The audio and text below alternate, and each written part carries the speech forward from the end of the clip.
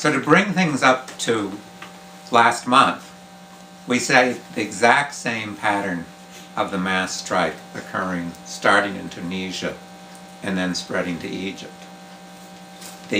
Again, in Tunisia, there was the discrediting of the regime. These regimes have been in power for decades, but in addition, they are now imposing, because of the general crisis throughout the world, extreme austerity measures. Mass unemployment, decrease in wages, that was the background, and it only needed a spark to set it off. In December, in Egypt, there has been a mass strike going on, a process actually going on since 2006, in which there were strikes very similar to those of a century earlier in Russia, again starting in the textile industry. In certain cases, there were citywide general strikes that led to concessions.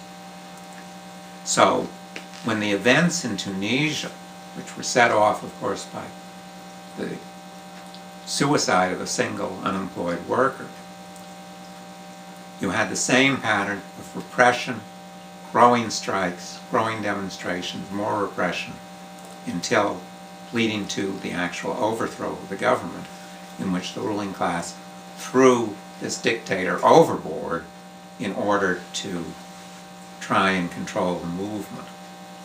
With the example of Tunisia spreading to the Egyptian workers, who had for nearly a 4 or 5 year period been involved in growing mass strikes, had a basis of organization, then you have this tremendous explosion among the tens of millions of workers in Egypt, starting again with demonstrations, students actually going into a poor neighborhood, leading a demonstration initially about prices, about food prices, those economic demands being linked very quickly to the political demands for the downfall of Mubarak.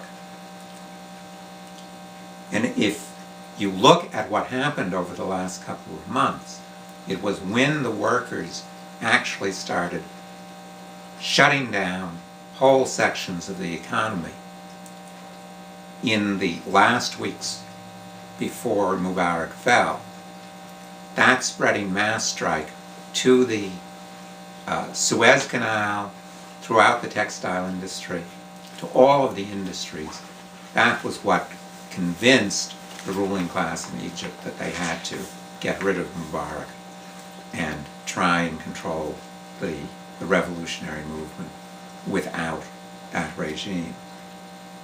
And again, there are massive concessions being given in terms of wages, getting rid of the austerity program.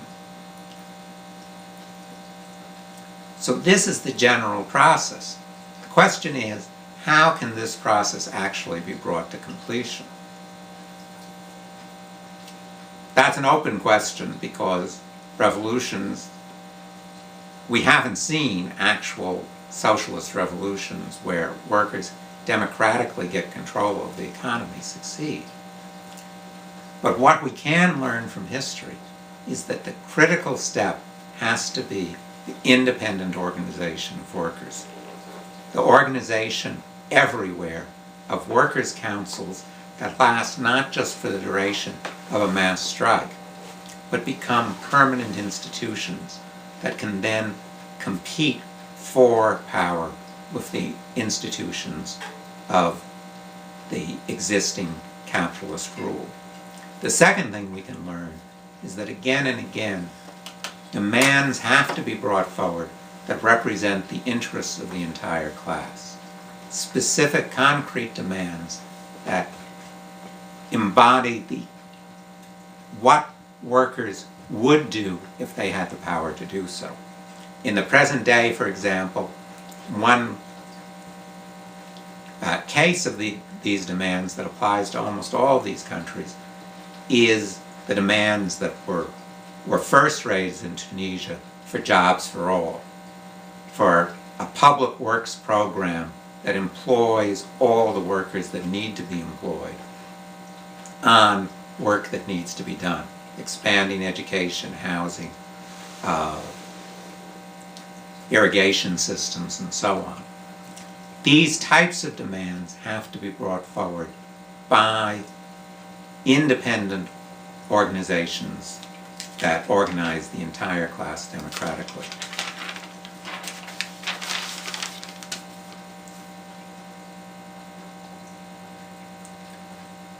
Basically, the question that faces us in looking at these mass strikes is how socialism and organizers and activists can prepare for such mass strikes, and when they occur, can push them forward to the maximum extent possible.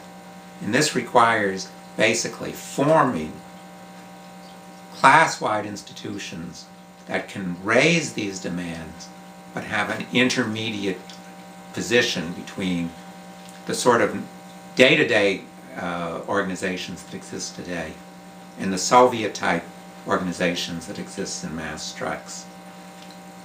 This is a big topic, and a topic for conversation more than this presentation. But basically the question that confronts us is, how do we prepare for mass strikes, and how do we prepare to make them successful?